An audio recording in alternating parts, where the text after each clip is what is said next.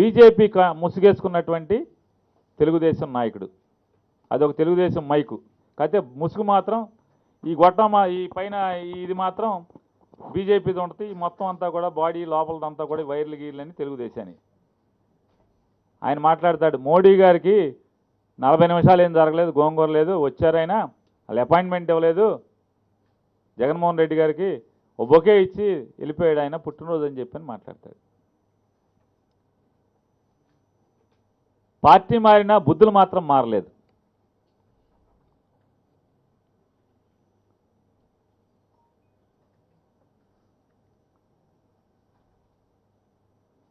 బీజేపీలోకి ఎందుకు మారావో ధైర్యంగా చెప్పగలిగే సత్తా చౌదరి గారికి ఉందా?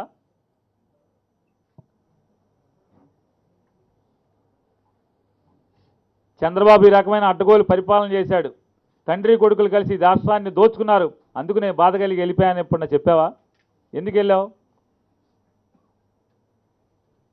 చంద్రబాబు నాయుడు గారి తరఫున కోవర్ట్ ఆపరేషన్ చేయడానికి బీజేపీలోకి వెళ్ళావనేది ప్రస్ఫుటంగా కనపడుతుంది మనకి. ఆ మేరకే కదా మీరు మాట్లాడుతున్నది ఇప్పుడు దాకా.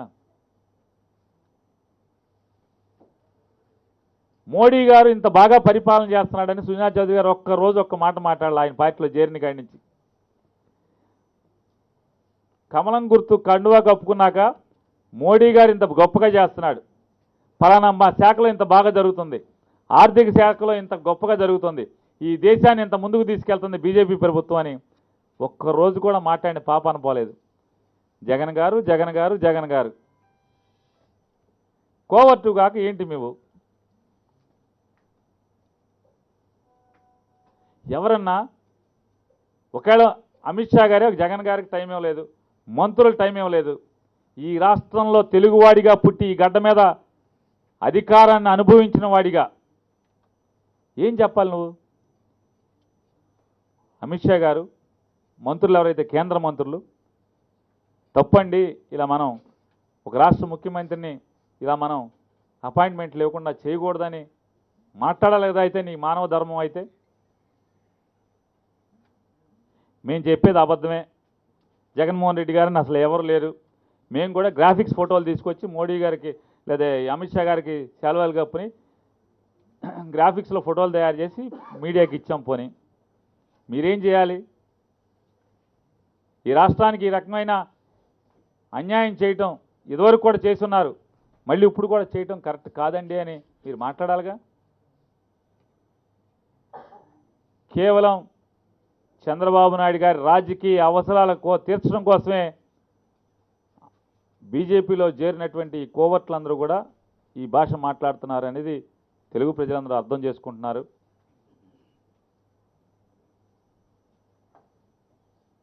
చంద్రబాబు నాయుడు గారు సహజంగా ఏ పార్టీ వాళ్ళైనా తన పార్టీలో స్పోక్స్ పర్సన్స్ ఉంటారు, కానీ మన అత్యంత మేధావి 40 ఏళ్ల ఇండస్ట్రీ అయినటువంటి చంద్రబాబు నాయుడు గారికి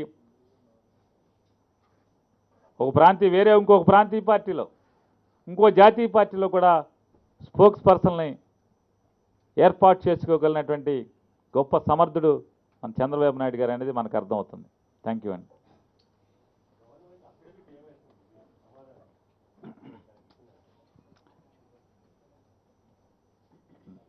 నాకైతే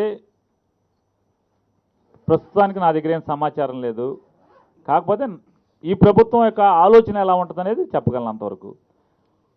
మొత్తం ధర్మ పోరాట దీక్షకి ఒకరోజు దీక్షకి ఈ గవర్నమెంట్ నుంచి ఏమేమి ఖర్చు పెట్టామో ప్రతిదాన్ని కూడా ఎక్కడ ఏది దాయకుండా ప్రతి కాగితాన్ని కూడా కోర్టుకు అందించేటువంటి ఆలోచన ఉన్నటువంటి ప్రభుత్వం ఇది. అంతే.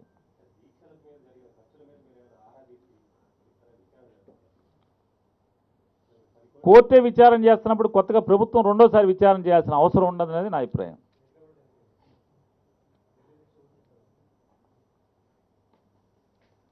అన్ని దీక్షల మీద ప్రతిదీ కోర్టుకు సమర్పించడం జరుగుతుంది.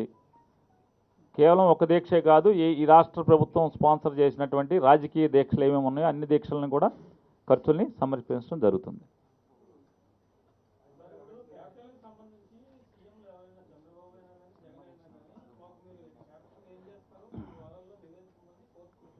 ఎస్.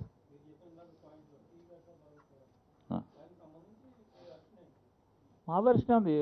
మా ప్రభుత్వం మా ఆలోచన ఏంటో ఖచ్చితంగా కోర్టుకు చెప్తాం. దీంట్లో భయం ఏముంది? మేమే దీంట్లో ఏమార్చాల్సిన హైకోర్టులను, ప్రజలను, పాత్రికేయ మిత్రులను ఏమార్చాల్సిన అవసరం ఏం లేదు కదా. మా వాస్తవాలు, మా ఆలోచన ఏంటి, ఏం చేయబోతున్నాం, ప్రతిదీ కోర్టుకు చెప్తాం. దేని గురించి సార్? అదేంటి, వారు కోర్టు అడిగారా? ఖచ్చితంగా ఏమేమి మా ఆలోచన, ఇప్పుడు కోర్టు నుంచి వచ్చినటువంటి మమ్మల్ని ఏమన్నా మీ ఆలోచన చెప్పండి, లేకపోతే కోర్టు మమ్మల్ని ఏం చెప్పమంటే అన్నిటికీ చెప్పడానికి సిద్ధంగా ఉంటుంది ఈ ప్రభుత్వం అండి. కోర్టు కౌంటర్ కాదు, కోర్టు ఏది అడిగితే అది ఇస్తాం సమాచారం.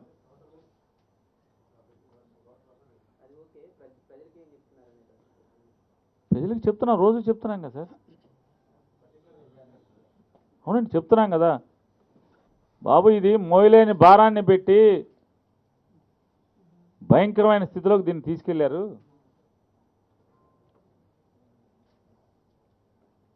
దోపిడీ కోసం రాజధానిని వాడుకున్నారు తప్పితే మనకి హైదరాబాద్ లాంటి ఒక మంచి రాజధానిని పోగొట్టుకున్నాం కాబట్టి మనం కూడా ఒక ప్లాన్డ్గా, మనం ఆర్థికంగా అప్పులు పాలవకుండా, ఆర్థికంగా కుదేలవ్వకుండా ఒక ప్లాన్డ్గా వెళ్ళాలనేటువంటి ఒక రాజధాని నిర్మాణాన్ని చేయలేదనేది మేము చెప్తానే ఉన్నాం ప్రతిరోజు. కొత్తగా చెప్పేది ఉంది సార్. చెప్పండి సార్.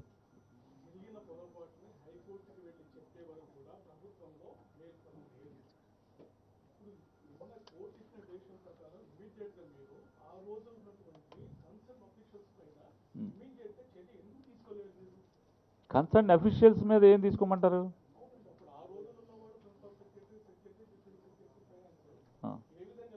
క్యాబినెట్ తీర్మానం చేస్తే ఐఏఎస్ ఆఫీసర్లు ఏం చేస్తారు? క్యాబినెట్ తీర్మానం చేసిందండి, ఐఏఎస్ ఆఫీసర్లు ఏం చేస్తారు? ఇప్పుడు కోర్టు ఏం చర్య తీసుకుంటే కోర్టు తీసుకుంటుంది. క్యాబినెట్ తీర్మానం చేస్తే ఐఏఎస్ ఆఫీసర్ ఆపగలడా? మీరు చెప్పండి. మీరు నాకంటే అంత 4 నెలలే ఈ సెక్రటరియట్ ఉద్యోగం, బిజినెస్ రూల్స్ తెలుస్తున్నది, మీకు సీనియర్ కదా, మీరు చెప్పండి. క్యాబినెట్ తీర్మానం చేస్తే, ఇప్పుడు మేము ఇంకో క్యాబినెట్ తీర్మానం చేస్తున్నాం సార్, 75% స్థానికంగా ఉన్న సంస్థల్లో చేయాలి అని మేము క్యాబినెట్ తీర్మానం చేసి చట్టం చేసాం. ఎవరినో ఒక ఐఏఎస్ ఆఫీసర్కి నచ్చదు, ఆపగలరా? మేము స్థానిక ఈ ప్రభుత్వం మేము ఇలా చేస్తున్నామని చెప్తున్నాం. లేదు, ప్రతి రైతుకి కూడా మేము ఇంత డబ్బులు ఇవ్వాలని చెప్పని క్యాబినెట్ తీర్మానం చేసాం. ఏదైనా ఐఏఎస్ ఆఫీసర్కి అది సమంజసం అనిపించలేదని ఆపగలరా? లేదు, చేనేత మగ్గానికి 24,000 రూపాయలు సంవత్సరానికి ఇద్దామని చెప్పని మేము క్యాబినెట్ తీర్మానం చేసాం. ఒక ఐఏఎస్ ఆఫీసర్ ఆపగలరా? లేదు, అమ్మఒడి కార్యక్రమంలో ఎవరైతే పేదవాళ్ళు వైట్ రేషన్ కార్డు ఉన్నటువంటి ప్రతి తల్లి పిల్లల్ని బడికి పంపిస్తుంటే కనుక ఆ తల్లికి సంవత్సరానికి 15,000 రూపాయలు ఇవ్వాలని మేము క్యాబినెట్ తీర్మానం చేసాం. ఐఏఎస్ ఆఫీసర్ ఆపగలరా? మంచినట్లు ఆపలేడో చెడును కూడా ఆపలేడు అని చెప్తున్నానండి. మనకి రాజ్యాంగం రాసుకున్న దాని ప్రకారం క్యాబినెట్ తీర్మానం చేసిన దాన్ని ఆఫీసర్లు ఆపే పరిస్థితి ఉండదు అనేది మనందరికీ తెలిసిన విషయమే. మంచిని ఆపలేడు, చెడుని ఆపలేడు. మేము చేసే మంచిని ఆపలేరు, గతంలో చేసిన చెడుని ఆపలేరు.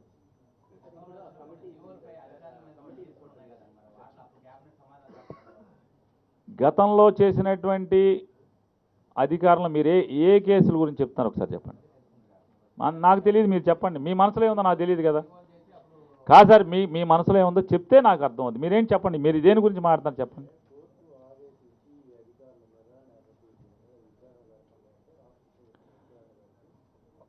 ఎవరు ముఖ్యమంత్రిగా ఉన్నా, మీరు నేను ముఖ్యమంత్రిగా ఉన్నా, జగన్మోహన్ రెడ్డి గారు అక్కర్లా, కోర్టు ఆదేశిస్తే ఆపగలిగేటువంటి స్తోమత ఎవరికన్నా ఉందా? కోర్టు ఆదేశిస్తే చేయాల్సిందే కదా. కోర్టు ఎవరి మీద చేయమంటే వారి మీద చేస్తారు. అలాగా సార్, కోర్టు ఎవరి మీద చేయమంటే వారి మీద చేస్తామంటున్నాం.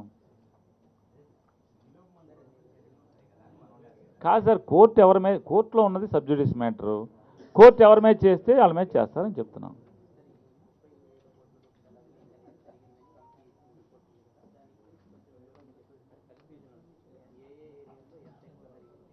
నేను కమిటీలో మెంబర్ని కాదు, ఇంకా ఆ డాక్యుమెంట్ పబ్లిష్ అవ్వలేదు. తప్పకుండా ఆ డాక్యుమెంట్ బయటకు వచ్చి పబ్లిష్ అయిన తర్వాత మీకు డీటెయిల్గా ఇస్తాను నేను.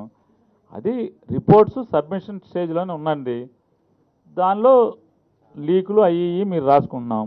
ఎందుకంటే మనం ఎంత తొందరగా ప్రజలకి సమాచారాన్ని ఇవ్వాలి అనేటువంటి వేగంగా పరుగెత్తే ప్రస్తుత సమాచార వ్యవస్థలో మనం లీకును కూడా వార్తగానే ఇచ్చేస్తున్నాం.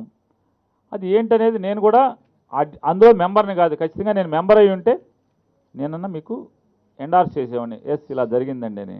నేను మెంబర్ని కాదు, మీరు రాసిన వార్తని నేను కూడా చదివినవాడిని. వన్స్ అది అప్రూవ్డ్ అయ్యి బయటకు వస్తే కనుక తప్పకుండా నా దగ్గర సమాచారం ఉంటుంది, ఇస్తాను నేను.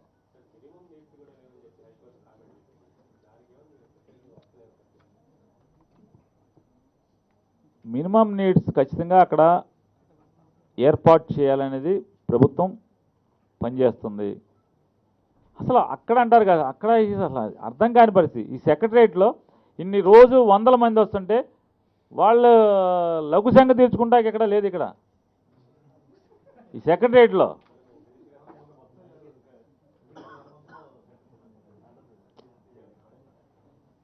చెప్పారు, సిఆర్డిఏలేమో బిల్లులు చెల్లింపులేక అందరూ ఆగిపోయినారు. రాష్ట్ర ఏదన్నా మినిమం నీడ్స్కి చేయాలి, ప్రభుత్వం చేస్తుంది ఆల్రెడీ, ఆ కార్యక్రమాలు చేపట్టిందని. చేయాలి, మినిమం చేయాలి కాబట్టి చేస్తాం. అంటే అసలు ప్లానింగ్లోనే ఉండాలి కదా. ఇది అంతర్జాతీయ స్థాయి రాజధాని మనం నిర్మాణం చేస్తే ఇవాళ మనం కూర్చుని అక్కడ టాయిలెట్లు లేవండి, అక్కడ కనీసం అది లేదండి, టీ లేదండి అనే పరిస్థితికి, అంటే ఎంత విజనరీ డెవలప్మెంట్ జరిగిందనేది మనకు అర్థమవుతుంది ఇవాళ.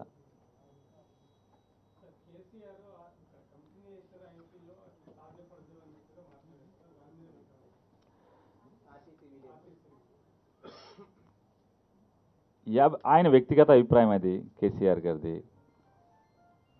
ఈ ప్రభుత్వం, జగన్మోహన్ రెడ్డి గారి ప్రభుత్వం ఇచ్చిన ప్రతి మాట, ఆర్థిక పరమైన ఎన్ని ఇబ్బందులున్నా చంద్రబాబు నాయుడు గారు 65,000 కోట్ల రూపాయల చెల్లింపులు మాకు బకాయిగా ఇచ్చి వెళ్ళిన భారాన్ని మా మీద పెట్టిన 2,35,000 కోట్ల రూపాయల కొత్త అప్పుని మా మీద పెట్టి వెళ్ళిన 5 ఏళ్లలో చేసినటువంటి అప్పు, ఎన్ని బాధలున్నా జగన్మోహన్ రెడ్డి గారు ప్రజలకు ఇచ్చినటువంటి, వివిధ వర్గాలకు ఇచ్చినటువంటి ప్రతి మాటని ఆచరించి తీరుతాం. దానిలో ఆర్టీసీ కార్మికులను కూడా ప్రభుత్వ ఉద్యోగులుగా చేస్తామని చెప్పని ఈ కేబినెట్ తీర్మానం చేసింది, చేసి తీరుతుందండి.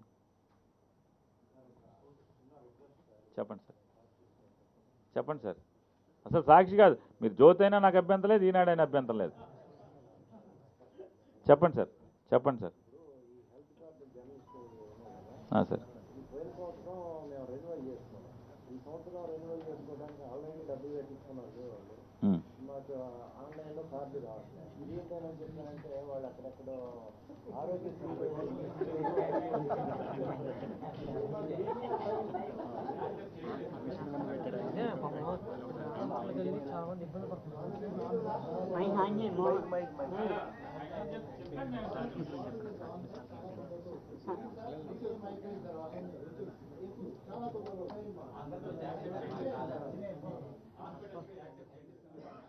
సార్ ఇప్పుడు అన్యాయం ఐఎన్పిఆర్ శాఖ చేస్తుందా, ఆర్థిక శాఖ చేస్తుందా? ఐఎన్పిఆర్ కాదు, తప్పకుండా వేరే చోట జరుగుందని చెప్పారు, తప్పకుండా నేను సరిదిద్దుకుంటాం. అదే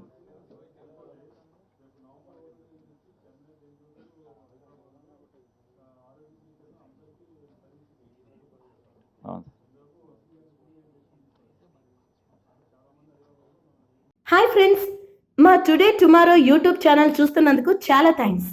మరిన్ని లేటెస్ట్ వీడియోస్ కోసం వెంటనే సబ్స్క్రైబ్ చేయండి. అలాగే ఈ బెల్ ని కూడా రింగ్ చేసేయండి. మా నోటిఫికేషన్స్ అన్ని మీ మొబైల్లో వస్తాయి. అలాగే మా వీడియోస్ మీకు నచ్చితే లైక్ చేయండి, షేర్ చేయండి, నచ్చకపోతే కామెంట్ చేయండి.